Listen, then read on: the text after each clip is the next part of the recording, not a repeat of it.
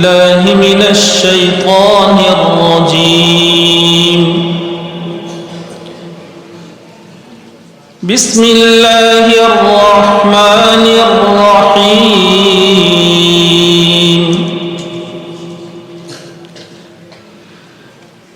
ولله ملك السماوات والأرض والله على كل شيء قدير.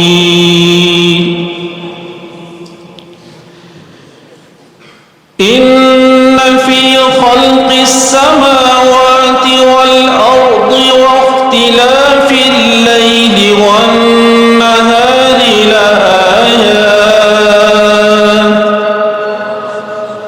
لآيات لأولي الألباب الذين يذكرون الله قياما وقعودا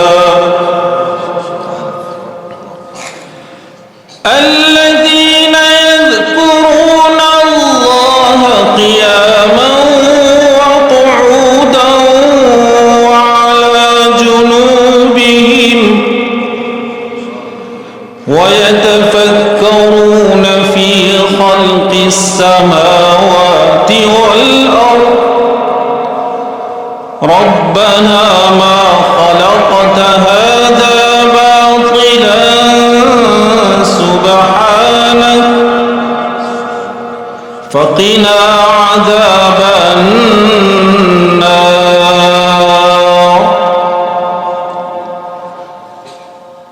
ربنا إنك من تدخل النار فقد أخزيته وما للظالمين من أنصار.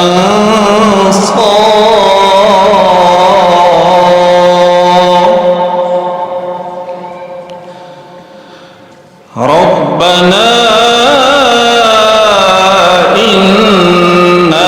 سمعنا مناديا ينادي للإيمان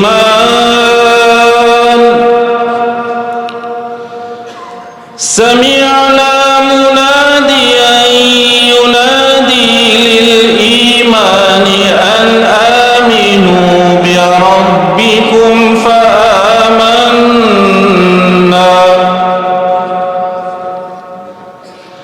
فاغفر لنا ذنوبنا وكفر عنا سيئاتنا وتوفنا مع الأبرار.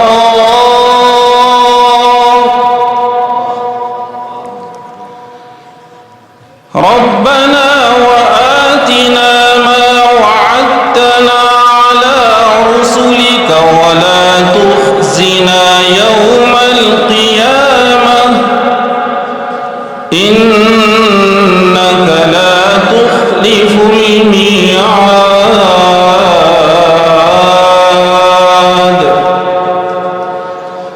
فاستجاب لهم ربهم أني لا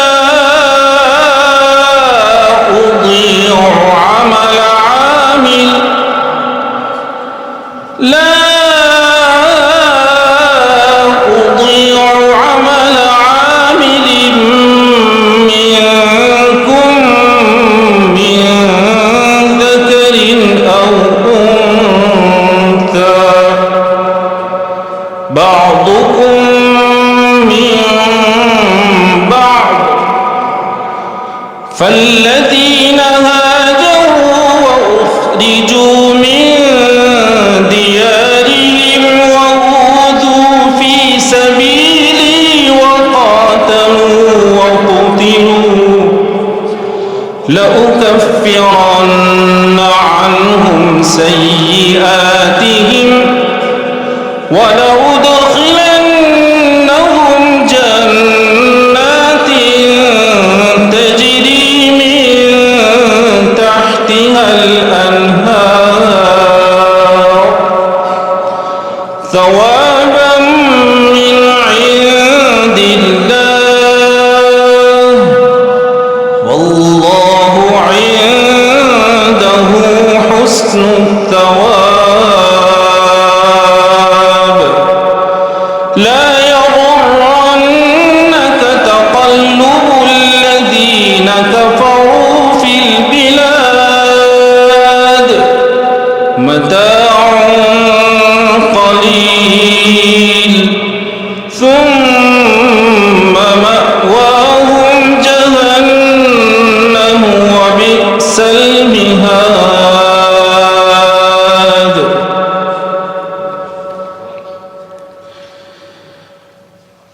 بسم اللہ الرحمن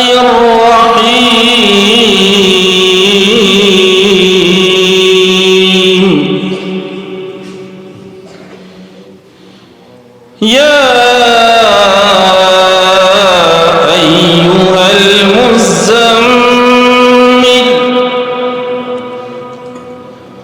قم اللیل الا قلیلا یا ایہا المزمل قم اللیل الا قلیلا نصفہ او انقص منہ قم اللیل الا قلیلا نصفہ او انقص منہ قلیلا او زد علیہ ورتل القرآن ترتیلا إنا سنلقي عليك قولا ثقيلا إن ناشئة الليل هي أشد وطئا وأقوم قيلا إن لك في النهار سبحا طويلا صدق الله العظيم.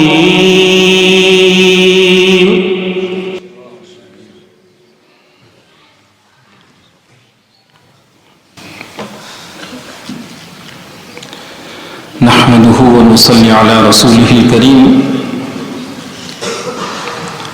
أما بعد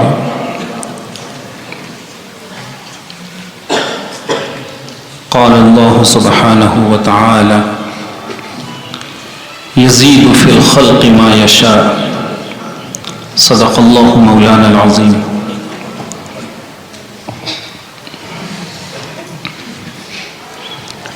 نہایت حرمتوں کے حامل اصحاب فکر و تدبر حضرات علماء کرام اور انواع کی اس بافیض پاکیزہ درسگاہ میں علوم نبیہ صلی اللہ علیہ وسلم کے حصول کی نیک نیتی سے حاضر یہاں مہمان رسول صلی اللہ علیہ وسلم، ہم اور آپ کس عبادت میں اللہ رب العزت کا شکر بجا لا سکتے ہیں کہ اس ذات نے ہماری تمام تر کوتاہیوں اور نقائص اور نافرمانیوں کے باوجود اپنے کلام پاک کی حفاظت اور علوم نبیہ صلی اللہ علیہ وسلم کی اس امانت کے حصول اور اس کو اپنے ماں باپ والوں تک پہنچانے کے لیے ہمارا اور آپ کا انتخاب فرمایا ہے. قربان جائیے، اللہ کا شکر ادا کیجیے، سراپا شکر ہو جائیے. وہ بے نیاز ذات ہے، وہ اس خدمت کو جس سے چاہے لے سکتی تھی، لیکن اس کا کرم ہمارے شامل حال ہوا ہے. ہم اس رب کریم کے شکر گزار ہیں اور اس پاکیزہ مجلس کے حوالے سے اس کی بارگاہ میں بڑی عاجزی سے یہ عرض کرتے ہیں کہ اے ذات، جیسے اب تک آپ نے کرم فرمائی کا معاملہ فرمایا ہے، مزید کرم فرما اور ہمیں اپنی ذمہ داریوں کا احساس نصیب فرما. اللہ تعالیٰ ہمیں اپنی کوتاہیوں کی وجہ سے اس سے کبھی محروم نہ فرمائے. میرے عزیزوں، یہاں بیٹھے بیٹھے ہمارے اندر میں ایک سوال انگڑائی لے رہا تھا. ہم بیٹھے بیٹھے سوچ رہے تھے کہ اس مجمع میں موجود کتنی جانیں ہوں گی جنہیں یہ احساس ہوگا کہ کئی دہائیوں پہلے ہمارے اکابر نے قرآن کریم کی تلاوت کے حوالے سے اہل ہند کی غربت پر ترس کھا کر مکۃ المکرمہ کی مدرسہ سہولتیہ کو وجود دیا، درسگاہ کو، اور اس میں یہاں سے گئے ہوئے اکابر انہوں نے بڑے ہی ماہرین اور اکابر فن سے بہت استفادہ فرمایا، اور اس کے بعد سرکار دو عالم صلی اللہ علیہ وسلم کے ایما پر وہ یہاں تشریف لائے تھے، اور صرف یہی ایک نیت تھی کہ اہل ہند اس فن سے نابلد ہے، وہ اس فن سے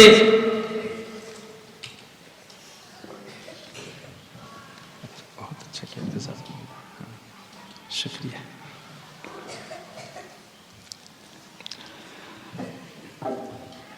عزیزو، ہمارا اور آپ کا ایک المیہ یہ ہے کہ کتب بینی کا ذوق ہم سے دھیرے دھیرے ختم ہو رہا ہے۔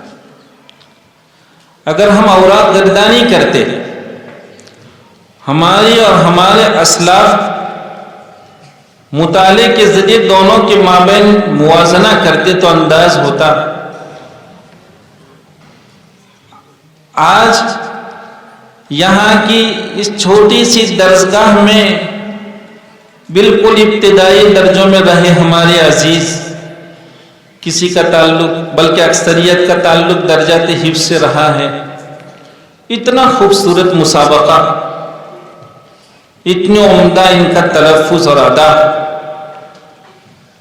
عربی لہجوں کی اتنی کامیاب کوششیں، اور کسی مجمع میں آ کر منظر عام پر آ کر کسی ادارے کی اتنی شاندار نمائندگی، ترجمانی، 50 سال پہلے، 100 سال پہلے ہندوستان میں اس کا تصور نہیں تھا۔ حکیم الامت رحمت اللہ علیہ نے حضرت حاجی امداد اللہ رحمت اللہ علیہ کے یہاں جب خط لکھا تو حضرت حاجی صاحب رحمت اللہ علیہ نے جواباً یہ ارشاد فرمایا تھا کہ اہل ہند تجوید سے بالکل نابلد ہیں، اور حیرت ہے کہ مکۃ المکرمہ میں یہاں کا عرب ہندوستان کے اہل علم کو یہ طعنہ دیتا ہے کہ یہ علمی زمرے کے لوگ ہیں، لیکن تجوید سے ایسے نابلد ہیں کہ ان کے پیچھے فقہی اعتبار سے نماز صحیح بھی ہوتی ہے یا نہیں، ہی ایک سوالیہ ہے۔ پڑھیا حکیم الامت رحمت اللہ علیہ جب مدرسہ سہولتیہ سے تعلیم پا کر، اور یہ معلوم ہونا چاہیے کہ حضرت حکیم الامت رحمت اللہ علیہ فراغت کے بعد کانپور میں مدرس ہیں، اور تدریس کے دوران آپ مدرسہ سہولتیہ تشریف لے جاتے ہیں مکۃ المکرمہ، 6 مہینہ وہاں قیام فرماتے ہیں، اور یہ قیام صرف اور صرف اس شریف فن کے حصول کے لیے رہا ہے، تجوید و قراءت۔ چنانچہ حضرت خود فرماتے ہیں کہ ہماری مشق کا ایک حال تو یہ تھا کہ جب مدرسہ سہولتیہ میں اوپر کے منزلے میں ہم مشق کرتے تھے تو راہ گزر استاد اور شاگرد دونوں کی آواز سننے کے بعد کبھی یہ تمیز نہیں کر سکتا تھا کہ استاد نے کب پڑھا اور شاگرد نے کب پڑھا۔ اور میرے عزیزوں، ہمیں معلوم ہونا چاہیے کہ حکیم الامت رحمت اللہ علیہ فن میں کیا مقام رکھتے تھے۔ ہندوستان کے جامعات کے چوٹی کے قرہ، صف اولیٰ کے قرہ، اور ایسے قرہ جو ملک میں پوروں پہ گنے جا سکتے ہیں، ایسے 2-4 جو ماہرین کہلاتے تھے، وہ حکیم الامت رحمت اللہ علیہ کی خدمت میں پہنچتے اور اپنی اداؤں کی جانچ کرواتے تھے، اپنی قرات کی جانچ کرواتے تھے۔ حکیم الامت رحمۃ اللہ علیہ جب مکۃ المکرمہ سے علم تجوید و قرات کے حصول سے فراغت پر تشریف لائے ہیں اپنے، تو آپ نے جہاں جمال القرآن تصنیف فرمائی، وہاں بہت کم لوگوں کو یہ معلوم ہے کہ قرات سبع، چونکہ آپ نے علم قرات میں بھی وہاں استفادہ فرمایا، قرات سبع کی مکۃ المکرمہ میں رہ کر آپ نے تکمیل فرمائی، آپ نے یہاں آ کر وجوہ المثانی تصنیف فرمائی۔ وجوہ المثانی بہت کم لوگوں کو، مدارس میں بھی بہت کم لوگوں کو یہ بات معلوم ہوگی کہ حکیم الامت رحمۃ اللہ علیہ کی جہاں بہت ساری تصانیف ہیں، وہاں علم قرات میں وجوہ المثانی یہ آپ کی بہت شاندار، بہت مضبوط کتاب، بہت اعلیٰ تصنیف۔ اور پھر اسی پر بس نہیں فرمایا آپ نے، بلکہ آپ نے تنشیط الطبع فی اجراء السبع یہ ایک رسالہ تصنیف فرمایا، چونکہ آپ نے دیکھا کہ ہندوستان کے لوگ تجوید سے تو ہے ہی نہ بلد، قرات کا تو پوچھنا ہی کیا ہے، لہذا علم قرات کے مبتدی کو جو چیزیں بتلائی جاتی ہیں تنشیط الطبع میں آپ نے اسی طرح ایک مبتدی ان کا مخاطب ہے اس انداز میں پاؤ پارے کا اجرا فرمایا۔ ہم یہاں بیٹھے بیٹھے یہ سوچ رہے تھے کہ یہاں کتنے بچوں کو یہ احساس ہوگا کہ ہندوستان پر جہاں ایک داغ تھا کہ یہاں کے جامعہ کے فضلاء کے پیچھے نماز کا ایک مسئلہ تھا، اور حکیم الامت رحمۃ اللہ علیہ جب مکۃ المکرمہ سے واپس تشریف لائے اور جگہ جگہ آپ نے اپنے بیانات اور خطابات میں اہل علم کو اس کی طرف متوجہ فرمایا، تب جا کر مدارس میں الحمدللہ ثم الحمدللہ اس کا انتظام ہوا ہے، بہت دیر میں انتظام ہوا۔ یہ چھوٹے چھوٹے دور افتاد علاقوں سے، غیر مہذب دیہاتوں سے آئے ہوئے ہمارے یہ بچے، ان کو کہاں معلوم کہ یہ دولت اتنی آسانی سے جو ان کے حصے میں آیا کرتی ہے یہ کیا ہے، ورنہ آسان ہے۔ میرے عزیزوں، اللہ کا شکر ادا کرنے کے ساتھ ساتھ اس سے ہمیشہ مانگنے کا اہتمام کیجیے۔ یہ مدارس ہیں جس نے بہت غریب گھرانوں کے بچوں کی تاریخ بدل دی ہے، غریب گھرانوں کے بچے جو اگر ایسے نیک دل اساتذہ کے حوالے نہ کیے جاتے، ایسی پاکیزہ درسگاہوں میں نہ بھیجے گئے ہوتے، تو بہت قوی امکان ہے، بہت ہی قوی احتمال تھا کہ یہ بچے یا تو کسی کے یہاں بڑے کی حیثیت سے، کسی کے یہاں مکان مہمان کی حیثیت سے، تو کسی کے یہاں مزدور کی حیثیت سے مزدوری کرتے۔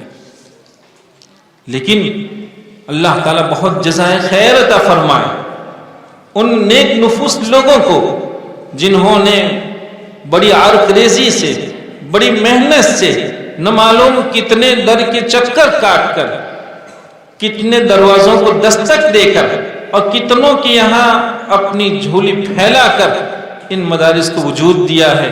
اللہ تعالیٰ ایسے نیک نفوس کو ہماری طرف سے بہت جزائے خیر عطا فرمائے کہ ان کی اس محنت اور ان کی اس عرق ریزی کے نتیجے میں ہزاروں، سینکڑوں نے، ہزاروں غریب گھرانوں کے بچوں نے الحمدللہ ثم الحمدللہ اپنی تاریخ بدلی، اپنا تعارف بدلا، اور وہ بہت دنیا میں عزت پائے، خوب عزت کمائے۔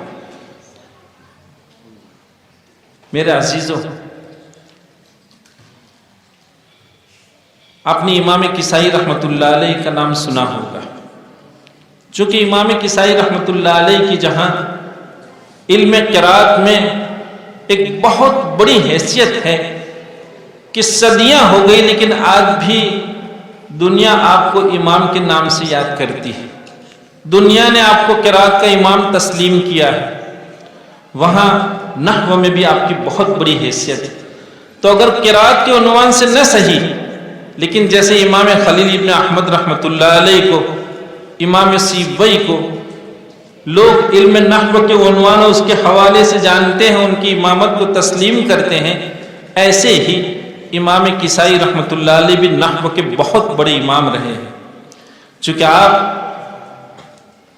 بڑی عمر میں، اور عجیب بات ہے، ہم اپنے ان عزیزوں کو خاص کر کے یہ بات بتانے جا رہے ہیں کہ امام کسائی رحمۃ اللہ علیہ بکریاں چرا رہے تھے۔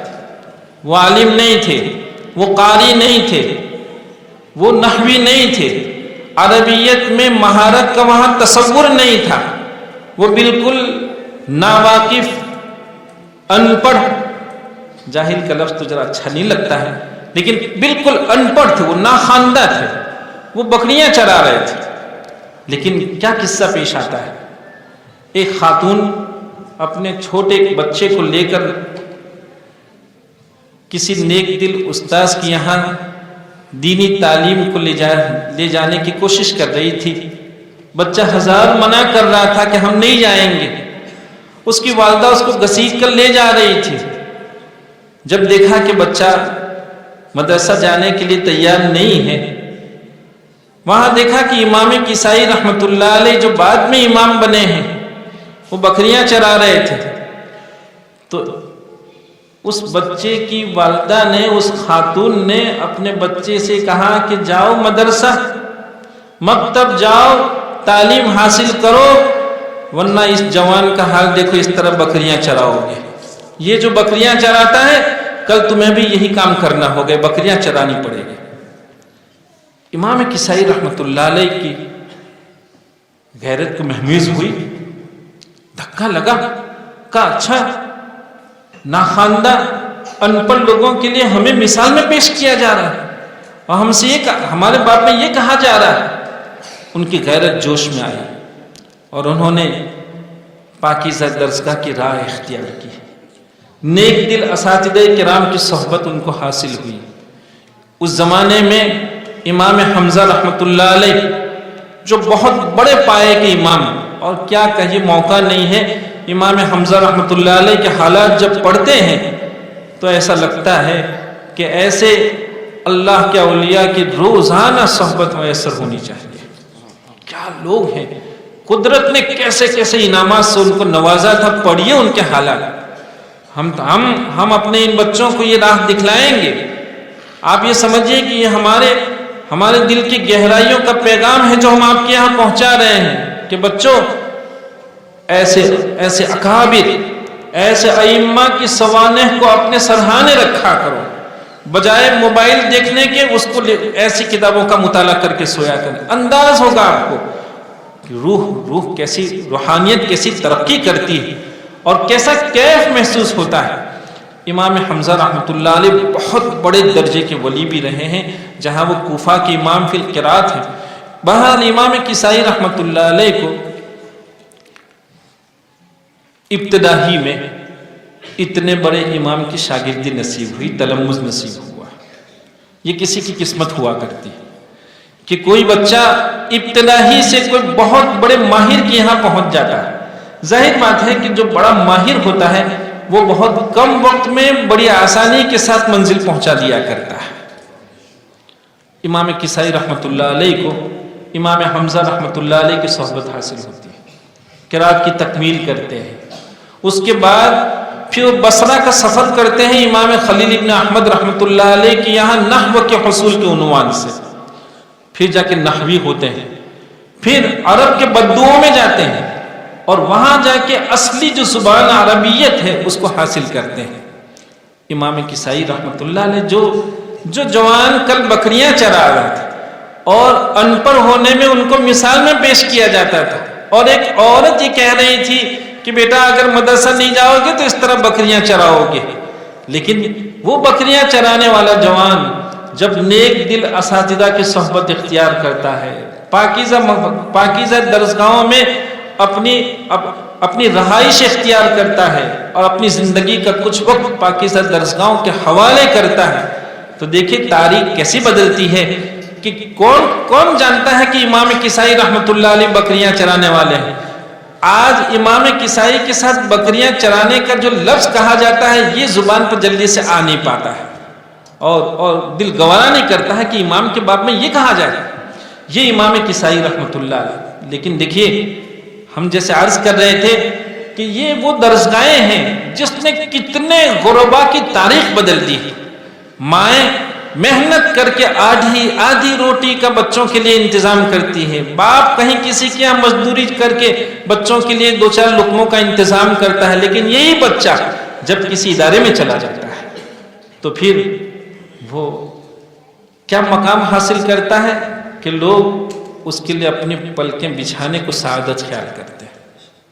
یہ امام کسائی رحمۃ اللہ علیہ ایک موقع وہ آتا ہے کہ ملک کا بادشاہ ہارون رشید اپنے دونوں بیٹوں کو امین اور مامون اپنے دونوں بیٹوں کو امام کسائی رحمۃ اللہ علیہ کی تربیت میں دیتے ہیں. وہ ان کی تربیت فرماتے ہیں. پھر ایک موقع ایسا آتا ہے کہ یہ ہارون رشید اپنے دونوں بیٹوں کے ساتھ امام کسائی رحمۃ اللہ علیہ کے ساتھ مکہ المکرمہ کا سفر کرتے ہیں. بیت اللہ کو تشریف لے جاتے ہیں.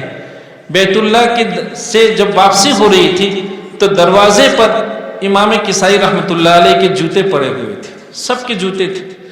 تو ہارون رشید کے جو 2 بیٹے تھے امین اور مامون یہ جلدی سے لپکے اور جیسے ماشاءاللہ ہمارے مدارس کی یہ تہذیب ہے الحمدللہ ثم الحمدللہ کہ بچے اپنے اساتذہ کے قدموں میں بس جانے کو اپنے لیے شرف خیال کرتے ہیں. یہ امین اور مامون یہ لپکے اور جلدی سے انہوں نے امام کسائی رحمۃ اللہ علیہ کی جوتی اٹھائی اور ان کو پہنانے کی کوشش کی. ہارون رشید نے وہاں روک دیا کہ امام صاحب ٹھہر جائیے, بچوں ٹھہر جاؤ. امام صاحب سے پوچھا کہ بتلائیے آپ امام معزز ہوتا ہے یا بادشاہ معزز ہوتا ہے؟ کہا دیکھیں بادشاہ کی جوتی نہیں اٹھا رہا ہے کوئی, لیکن امام کی جوتی کون اٹھا رہا ہے؟ شاہ وقت کے بچے اٹھا رہے ہیں. کون ہے وہ کون ہے؟ کب آ کے ان کی تاریخ کب بدلی ہے؟ جب ایک بکریاں چرانے والا جوان کسی پاکیزہ درسگاہ کی راہ اختیار کیا تو اللہ تعالیٰ نے اس کی کیسی تاریخ بدلی. اور یہیں تک نہیں, یہاں تک ختم نہیں ہوتا ہے بلکہ لوگوں نے لکھا ہے کہ امام کسائی رحمۃ اللہ علیہ کی وفات کے بعد لوگوں نے ان کو خواب میں دیکھا. علامہ ابو شامہ رحمۃ اللہ علیہ نے لکھا جو بڑے درجے کے محدث ہیں. اور کیسے محدث؟ ان کے باب میں لکھا حافظ حدیث ہیں علامہ ابو شامہ رحمۃ اللہ علیہ. اور شاطبیہ کو ان کی بہت عمدہ شرح ابراز المعانی, اس میں آپ لکھتے ہیں کہ امام کسائی رحمۃ اللہ علیہ کی وفات کے بعد لوگوں نے ان کو خواب میں دیکھا. پوچھا کہ اللہ تعالیٰ نے آپ کے ساتھ کیا معاملہ فرمایا؟ امام کسائی کا جواب سنیے میرے عزیزوں. کیا ایک بکریاں چرانے والا کبھی اس کی امید کر سکتا تھا؟ امام کسائی رحمۃ اللہ علیہ فرماتے ہیں کہ اللہ تعالیٰ نے اول تو میری بخشش فرما دی اور کہا مزید کرم یہ فرمایا کہ سرکار دو عالم صلی اللہ علیہ وسلم سے ہماری ملاقات کروائی. اچھا. کہا جیسے ہی ملاقات ہوئی اللہ کے رسول صلی اللہ علیہ وسلم نے مجھ سے پوچھا کہ کیا تم علی کسائی ہو؟ کہا جی ہاں یا رسول اللہ صلی اللہ علیہ وسلم. تو کہا کہ کچھ آیات آپ سے سننا چاہتے ہیں. کون کہتا ہے سرور کونین صلی اللہ علیہ وسلم امام کسائی رحمۃ اللہ علیہ سے آیات سننے کا شوق رکھتے ہیں. اور صرف یہاں تک نہیں, امام کسائی فرماتے ہیں کہ آپ کے ارشاد پر ہم نے والصافات شروع کی اور سورہ والصافات کو ہم نے پڑھنا شروع کیا. جب ہم لہا شہاب ثاقب پر پہنچے تو اللہ کے رسول صلی اللہ علیہ وسلم نے اپنے ہاتھ اپنے دست بابرکت کے اشارے سے ہمیں روک دیا اور فرمایا کہ بس امام ہم روز قیامت تمہارے ذریعے دوسری امتوں کو فخر کریں گے. کون فخر کر رہا ہے؟ فخر الانبیاء ہے. اور وہ کس کے لیے کہہ رہے ہیں؟ ایک وہ جوان جو بکریاں چرا رہا تھا اس کے بعد میں کہا جا رہا ہے. کون کہہ رہے ہیں؟ فخر الانبیاء کہہ رہے ہیں کہ آپ کی نسبت ہم روز قیامت دوسری امتوں پر فخر کریں گے. یہ تاریخ کہاں بدلی؟ یہ ان درسگاہوں میں بدلی ہے. میرا عزیزو اللہ کا شکر ادا کیجیے اور ہمیشہ اللہ تعالیٰ سے مانگنے کا اہتمام کیجیے. یہ ہماری کمی ہے کہ جس در سے سارے لوگوں نے پایا ہے، جس کو ملا ہے وہیں سے ملا ہے.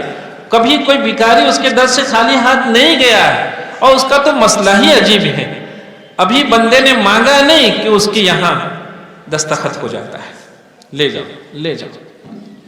ہم نے ابھی درسگاہ میں بچوں کو سنایا کہ کیا قرآن ہے اور کیسی گہرائی ہے، معنویت کے ساتھ اس کا کیسا ربط ہے. دیکھیے اجیب دعوت الداعی اذا دعان، لیکن اس سے پہلے کیا ہے، وَإِذَا سَأَلَكَ عِبَادِي عَنِّي فَإِنِّي قَرِيبٌ أُجِيبُ. قریب اجیب، تنوین کے بعد حمزہ، غنہ نہیں ہوتا ہے. سب بچے جانتے ہیں کہ اظہار حلقی ہے، یہاں ایک الف کے بقدر غنہ نہیں ہوتا ہے. غننے کی جو تاخیر ہے اتنا بھی وقت نہیں. اللہ تعالیٰ کے یہاں تو یہ ہے وَإِذَا سَأَلَكَ عِبَادِي فَإِنِّي قَرِيبٌ أُجِيبُ. ابھی مانگا نہیں کہ غننے کی تاخیر بھی اس ذات کو گوارا نہیں. غننے کی تاخیر ہوتی کتنی، غننے کی تاخیر ہوتی کتنی، ایک الف دو حرکت کے بقدر. لیکن اللہ تعالیٰ بندوں کے ساتھ ایسا رحم رکھتے ہیں وہ کہ میرا ایک بندہ ذرا سا میری بارگاہ میں آیا کیا، میرے در کو اس نے دستک دیا کیا، وہاں تو قبولیت ہی قبولیت ہے. اس لیے میرے بچوں، یہ ہماری کمی ہے کہ ہم نے مانگنے کا اہتمام نہیں رکھا ہے. اللہ تعالیٰ سے مانگنے کا ہمیں اہتمام رکھنے کی ضرورت ہے. میں اس موقع پر آپ عزیزوں کی خدمت میں دل کی بہت گہرائیوں سے مبارکباد پیش کرتا ہوں. واقعات ہم 6 سال بعد آپ کے یہاں حاضر ہو رہے ہیں. 6 سال پہلے بھی ہم نے آپ کو سنا تھا، لیکن الحمدللہ 6 سال میں یہاں کی دنیا بدل گئی ہے، یہاں کی دنیا بدلی نظر آ رہی ہے. آپ بچوں نے ہمیں متاثر کیا، بہت اچھی محنت کی ہے آپ نے. ہم اللہ تعالیٰ سے بیٹھے بیٹھے دعا کرتے رہے، بچوں کے باب میں ہم لکھتے رہے کہ اللہ تعالیٰ ان بچوں کو نظر بد سے محفوظ فرمائے. یہ امت کا بہت بڑا سرمایہ ہے. ہماری ایک مصیبت یہ ہے، ہمارا المیہ یہ ہے کہ ہم نے اپنی قیمت نہیں سمجھی. ہم کیا قیمت رکھتے ہیں، دنیا میں ہماری کیا قیمت ہے، اللہ کے یہاں ہماری کیا قیمت ہے، ہم ہی نے اپنی قیمت نہیں سمجھی. ہم کون ہیں اللہ تعالیٰ کے یہاں، ان پاکیزہ درسگاہوں میں رہنے والوں کا کیا مقام ہوتا ہے، ہم نے خود نہیں سمجھا ہے. اللہ تعالیٰ ہمیں اس کی سمجھ نصیب فرمائے. میرے بچوں، چاہے وہ تدبیراً تلاوت کرنے والے بچے ہوں، ترتیلاً تلاوت کرنے والے بچے ہوں، ماشاءاللہ آپ نے بہت عمدہ محنت کی ہے. لیکن اس کے ساتھ ساتھ ہمیں یہ بھی سمجھنا ہوگا کہ ترقی کا کوئی منتہا نہیں ہوتا ہے. یاد رکھو فن یہاں ختم نہیں ہو جاتا ہے میرے عزیزو، فن یہاں ختم نہیں ہو جاتا ہے. ارباب مدارس کو روز اول سے اپنے زمین پر یہ لکھنا ہوگا کہ یہ وہ طبقہ ہے جس طبقے کو ارباب تحقیق کہا جاتا ہے. آپ ہی کے بل بوٹے پر علوم اسلامیہ صدیوں کے بعد بھی الحمدللہ جو کا تو محفوظ ہے. چاہے وہ قرآن ہو، چاہے فرامین نبی صلی اللہ علیہ وسلم ہو، اس کے شارحین ان درسگاہوں میں ہوتے ہیں، اس کی صحیح ترجمانی کرنے والے لوگ ان درسگاہوں میں ہوتے ہیں. انہی کی وجہ سے قرآن الحمدللہ محفوظ، احادیث محفوظ. وہیں ان مدارس کے طلبہ ہوں، اساتذہ ہوں، سب کو یہ بات سمجھنی ہوگی کہ جیسے قرآن کریم کے الفاظ کی حفاظت کا ذمہ اللہ تعالیٰ نے لیا اور اپنی ذمہ داری کی ادائیگی کے لیے حفاظ کو اللہ تعالیٰ نے منتخب فرمایا. معانی کی حفاظت کے لیے ارباب معانی کا اللہ تعالیٰ نے انتخاب فرمایا. وہیں یہ طبقہ اس کا بھی ذمہ دار ہے کہ حضرت جبریل علیہ السلام قرآن کریم کا جو تلفظ لے کر، جو ادا لے کر، اور اداؤں کی جن نفاستوں کو، نزاکتوں کو لے کر تشریف لائے تھے، ان ساری ادا اور ساری نزاکتیں، تلفظ کے سارے کمالات، اس کی حفاظت کا ذمہ بھی اللہ تعالیٰ نے آپ ہی کے لیے، آپ ہی کو اس کے لیے منتخب فرمایا ہے. اس لیے مدارس کے لوگوں کو یہ بات سمجھنی ہوگی کہ ہم ان درسگاہوں میں اتنے معمولی مقصد سے حاضر نہیں ہوئے ہیں کہ 2 رکوع کسی مجمع میں جا کے تلاوت کر دیں، صرف اس لیے نہیں ہے. بلکہ اس کو من حیث الفن اپنانے کی ضرورت ہے. اس کو من حیث الفن اپنائیے. ہم ناظم مدرسہ حضرت مولانا بنیامین صاحب زید مجدہ سے عرض کریں گے کہ الحمدللہ اب آپ کی یہاں بنیادیں مضبوط ہو رہی ہیں. الحمدللہ ثم الحمدللہ. تھوڑا اور آگے بڑھیے. ظاہر بات ہے کہ کسی عمارت کا جب آدمی ارادہ رکھتا ہے تو وہ صرف بنیاد ڈال کے بات ختم نہیں کر دیا کرتا ہے. جب ہمارا جامعات کے مقاصد علوم اسلامیہ کی حفاظت ہے، اس فن پر اتنا کچھ لکھا گیا، اتنی قیل و قال ہوئی، لیکن حیرت ہے کہ ہمارے جامعات میں جہاں تفاسیر کی اتنی ساری کتابیں ہوتی ہیں، احادیث کی اتنی ساری کتابیں ہوتی ہیں، لیکن اگر قرات اور تجوید کے باب میں پوچھا جائے تو مشکل سے 2-4-5 رسائل ہوا کرتے ہیں. یہ ایک المیہ ہے. ورنہ اگر آپ تاریخ پڑھیے، کیا مفسرین، کیا محدثین، کیا فقہا، آپ پڑھیے حضرات فقہائے کرام جو فقہائے اربعہ ہیں، ان کی قرات کی سند دیکھیے آپ کہ انہوں نے قرات سبع کس سے پڑھی. تجوید نہیں، صرف تجوید کی بات نہیں کر رہے ہیں، قرات سبع انہوں نے کس کس سے پڑھی، اور اس میں سب سے عالی سند اور سند کے علو کے اعتبار سے امام ابو حنیفہ رحمۃ اللہ علیہ کا نام پیش کیا جاتا ہے. یہ فقہا، یہ فن کوئی خوش الحان لوگوں ہی میں سمٹ کر نہیں رہ جانا چاہیے. یہ ہماری سمجھ کی کمی ہے کہ ہم نے یہ سمجھا ہے کہ خوش گلو لوگوں کا یہ فن ہے. نہیں، اس کی یہ بات نہیں ہے. گلا یہ اللہ تعالیٰ کی تقسیم ہے. یزید فی الخلق ما یشاء. بھائی ظاہر بات ہے اللہ تعالیٰ کسی کو بہت خوبصورت ناک دیا کرتے ہیں، تو کسی کو بہترین بھوری آنکھیں دیا کرتے ہیں، تو کسی کے ہونٹ شاندار ہوتے ہیں، کسی کا جسم اتنا مضبوط ہوتا ہے، کسی کے حصے میں حافظہ بلا کا کر دیا کرتے ہیں، تو کسی کے حصے میں غیر معمولی فہم کر دیا کرتے ہیں. تو اسی طرح اللہ تعالیٰ کی تقسیم میں ایک بات یہ بھی ہے. اور عجیب بات ہے، آپ کو پسند آئے گی، اہل علم ہے ماشاءاللہ. بعض مفسرین نے لکھا، ابن ابی حاتم رحمۃ اللہ علیہ نے اس کی تفسیر میں لکھا یزید فی الخلق فی الحلق. ایک قرات شاذ قرات یہ بھی ہے، ایک شاذ قرات یزید فی الخلق، خلقت، آنکھ، ناک، کان، ہونٹ، جسم اور بھی بہت ساری، لیکن وہاں ایک قرات ہے یزید فی الحلق ما یشاء، کہ اللہ تعالیٰ بعض لوگوں کو بہت عمدہ گلا دے دیا کرتے ہیں. تو گلے کی تقسیم میں بھی اللہ تعالیٰ کی یہاں اس کی حکمتیں رہی ہیں. کسی کے حصے میں کچھ گلا ہوتا ہے، کسی کے حصے میں کچھ. لیکن یہ نہیں ہے کہ یہ فن صرف خوش گلو لوگوں ہی سے تعلق رکھتا ہے.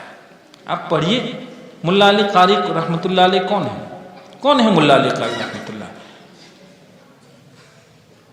احناف ملا علی پر فخر کرتے ہیں، ناز رکھتے ہیں کہ یہ ہمارے زمرے کا بہت بڑا محدث ہے فقیہ ہونے کے ساتھ ساتھ. لیکن لوگ یہ نہیں جانتے ہیں کہ ملا علی قاری کو قاری کہا کیوں جاتا ہے، قاری کیوں کہا جا رہا ہے، قرات میں ان کا مقام کیا تھا. شاطبیہ کی اب تک میں 90 شروحات لکھی گئی ہیں. اور عجیب بات، آپ کو عجیب بات بتلائیں، اس کتاب کی اتنی شروحات لکھی گئی، لکھا ہے کہ اتنی شروحات مارکیٹ میں اور کسی کتاب کی نہیں ہوگی. شاطبیہ کی قبولیت ہے اللہ تعالیٰ کی طرف سے. کیوں قبولیت ہے، کیا ہے، اس کو ابھی نہیں چھیڑتے ہیں. لیکن علامہ شاطبی رحمۃ اللہ علیہ کی اس شاطبیہ کی 90 شروحات ہیں. ہندوستان میں اس کی فارسی زبان میں ایک شرح، ایک کاکوری شارح نے 70 جلدوں میں لکھی، فارسی زبان میں 70 جلدوں میں معمولی. اور شاطبیہ ہے کتنی؟ 1173 اشعار پر مشتمل ہے. 1173 اشعار ہے، اور اس کی شرح کتنی جلدوں میں؟ 70 جلدوں میں لکھی. جب ایک مرتبہ 1986 میں ہمارا علی گڑھ جانا ہوا، ایک سیمینار میں ایک مقالہ لے کر ہم حاضر ہوئے تھے، تو ہم نے اپنا مقالہ پیش کیا. مقالے میں ایک جز ہم نے یہ بھی لکھا تھا، چونکہ ہمارے ذمہ تھا ہندوستان میں علم قرات کہ ہندوستان میں علم قرات کب آیا، کہاں آیا، کس ذریعے سے آئے، کون لوگ اس کے اصل خدام اور اس فن کے اکابر رہے، یہ ہمارا مضمون تھا، مقالے کا عنوان تھا۔ تو ہم نے اس میں لکھا کہ شاطبیہ کی ایک شرح 70 جلدوں میں، تو مقالہ پیش کرنے کے بعد مناقشہ ہوتا ہے، تو مناقشے میں مجمع میں سے ایک صاحب نے پوچھا کہ آپ نے یہ کہا کہ شاطبیہ کی 70 جلدوں میں شرح، تو کہیں 17 تو نہیں، اس لیے کہ کتاب چھوٹی سی ہے اور 70 جلدیں،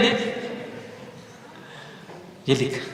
میں نے کہا ہاں بھائی بات، ویسے جو آپ سوال پوچھ رہے ہیں یہ تو معقول ہے کہ کتاب چھوٹی سی ہے اور 70 جلدوں میں اس کی شرح ہے۔ میں نے کہا یہ معلوم ہونا چاہیے کہ لوگوں نے لکھا ہے کہ 14 علوم کے لیے لوگ اس کو متن کی حیثیت سے پڑھا رہے ہیں، شاطبیہ کو 14 علوم کے لیے شاطبیہ کو متن کی حیثیت سے پڑھا رہے ہیں۔ ایک شارح کتنے علوم سے گفتگو کرے گا اس متن کی تشریح کے لیے؟ ہم تو صرف قرات کے عنوان سے اس کو جانتے ہیں۔ دوسری بات، میں نے کہا حضرت مولانا ابو الحسن علی الندوی رحمۃ اللہ علیہ کے والد محترم نے الثقافت الاسلامیہ میں یہ لکھا ہے 70، تو میں نے کہا 70 کا ترجمہ آپ جانتے ہیں 17 ہے یا 70 ہے؟ 70 ہے وہاں، ہم نے اس کا ترجمہ 70 کیا ہے، صحیح ہے نا؟ سوال پوچھ رہے تھے کہ کتاب چھوٹی سی ہے اور کہیں ایسا تو نہیں کہ آپ جو ہے وہ 17 کو 70 کہہ رہے ہیں؟ میں نے کہا 70 کو ہم 70 کہہ رہے ہیں۔ 70 جلدوں میں ایسی 90 شروحات، لیکن ان 90 شروحات میں بھی آج سب سے اعلیٰ مقام اگر کسی کی شرح کا ہے تو ملا علی قاری رحمۃ اللہ علیہ کا، علامہ قسطلانی رحمۃ اللہ علیہ، شارح بخاری شریف ہے، شارح بخاری شریف ہے۔ ہم اس علمی زمرے کو یہ سمجھانا چاہ رہے ہیں کہ کس نے کہا کہ یہ فن جو ہے وہ خوش گلو لوگوں کے ساتھ خاص ہو گیا ہے؟ اس فن کی تشریح اللہ کے بہت نیک بندوں نے کی ہے، اس فن کی شرافت کا بہت لوگوں نے احساس رکھا ہے، اور اس فن کے ذریعے بہت لوگوں نے شرافت اپنے حصے میں کرنے کی کوشش کی۔ علامہ قسطلانی رحمۃ اللہ علیہ لطائف الاشارات ان کی کتاب قرات میں ہے، اور بخاری شریف کے وہ شارح ہیں، ارشاد الساری اس کا نام ہے، بخاری شریف آپ کی شرح کا نام۔ علامہ قسطلانی رحمۃ اللہ علیہ کے باب میں لکھا ہے لوگوں نے، ان کی کتاب کو تو کیا پوچھے، لطائف الاشارات کے باب میں قراء کا تجزیہ یہ ہے کہ اگر کوئی علم تجوید و قرات میں کمال حاصل کرنا چاہتا ہے تو جیسے حافظ کی فتح الباری کو پڑھے بغیر ایک شخص صحیح معنی میں محدث نہیں ہو سکتا ہے، اسی طرح ایک قاری صحیح معنی میں اس وقت تک قاری نہیں ہو سکتا ہے جب تک علامہ قسطلانی رحمۃ اللہ علیہ کے لطائف الاشارات کو نہیں پڑھتا ہے۔ دیکھیے ادھر شارح بخاری بھی ہیں اور اتنے بڑے درجے کے وہ قاری ہیں، اور قدرت ہوتی ہے کچھ لوگوں کے حصے میں بہت سا فضل کر دیا کرتی ہے، بہت خوبیاں کسی کے حصے میں اللہ تعالیٰ کر دیا کرتے ہیں۔ ان کے قرات کا حال یہ تھا کہ وہ ایک مسجد، جہاں سرکاری خطیب تھے، وہ حکومت کی طرف سے ان کی خطابت منصب تھا ان کا، وہاں فجر کی نماز جب پڑھاتے تو بہت دور دور سے امام کو سننے کے شوق میں لوگ ان کی مسجد حاضر ہوا کرتے تھے، اور جب فجر کی نماز پڑھاتے تھے تو لوگوں نے لکھا ہے کہ مسجد میں ایسی خاموشی چھا جاتی کہ تنکا گرتا تو پتہ چلتا تھا، اتنی خاموشی ہوتی، اور بعض مرتبہ امام کی قرات کے کمال اور اس کے حسن کو دیکھ کر لوگ تاب نہیں لا سکتے تھے، بے ہوش ہو جا کے گر جایا کرتے تھے۔ آپ نے ابھی لکھا فقہا، ہم نے کہا فقہا اربعہ، امام شافعی رحمۃ اللہ علیہ مسلک، صاحب مسلک ہے، نہیں صاحب مسلک ہے، کتنے بڑے امام، لیکن پڑھیے ان کے حالات میں۔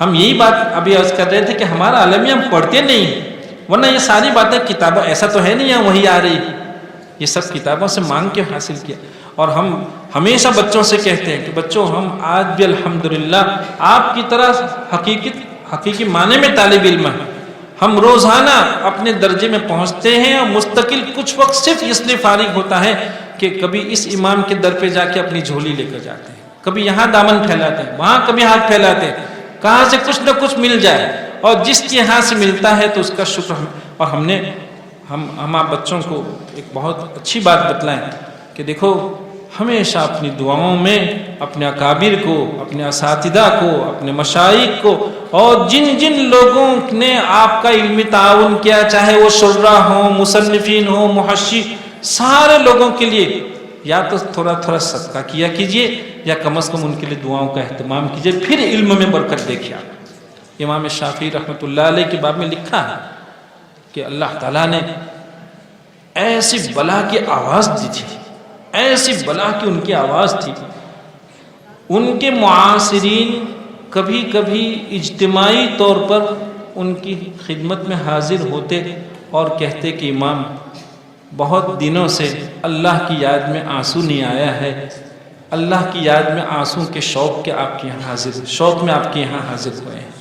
چنانچہ امام شافعی رحمۃ اللہ علیہ رات کے خاموش ماحول میں، تنہائیوں میں اپنے بہترین گلے سے قرآن کریم کے ایسی تلاوت فرماتے تھے اور اتنے عمدہ قرات کرتے تھے کہ سب کی ہچکیاں بن جاتی تھی، اور لکھا ہے کہ بعض مرتبہ ان کی ہچکیوں کی آواز اتنی زور ہو جاتی تھی کہ امام کو یہ خطرہ لاحق ہو جاتا تھا کہ اب شاید یہ لوگ تاب نہیں لا پائیں گے، اور تاب نہ لانے کی وجہ سے کہیں ایسا نہ ہو کہ کوئی جان سے ہاتھ دھو لے۔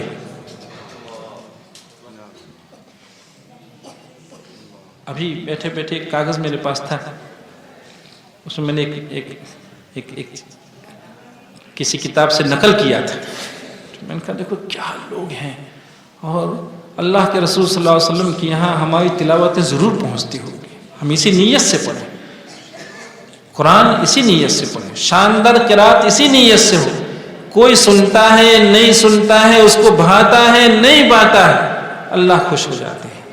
اللہ کے رسول کی یہاں یہ باتیں پہنچتی ہیں۔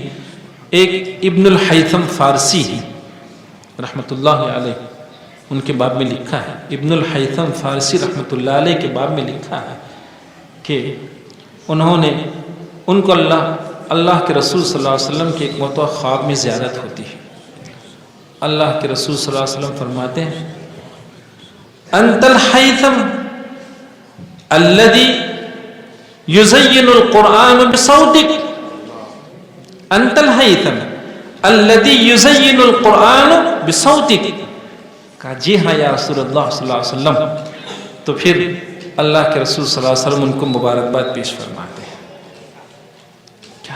کیا معلوم کون کب پڑھتا ہے اور سرکار کی یہاں کیا خبریں وہاں پہنچتی ہیں۔ اللہ تعالیٰ سے دعا کیجئے کہ ان پاکیزہ درسگاہوں کی برکت سے یہ ساری نعمتیں ہمارے آپ کے حصے میں آ رہی ہیں۔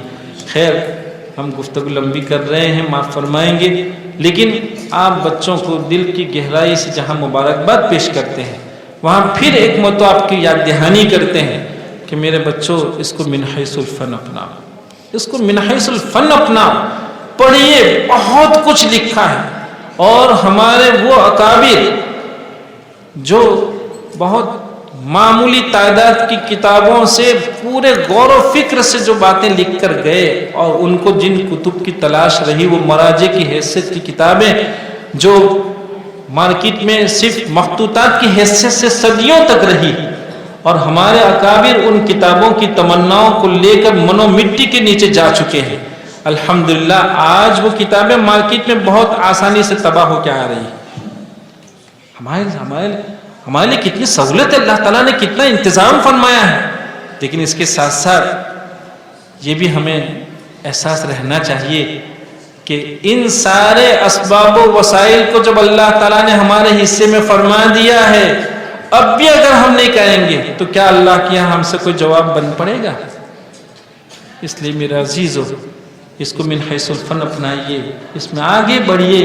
ظاہر بات ہے کہ جو فاؤنڈیشن ہوتا ہے وہ کوئی نظر تھوڑی آتا ہے، اس کے بعد منزل تو نظر آتی ہے۔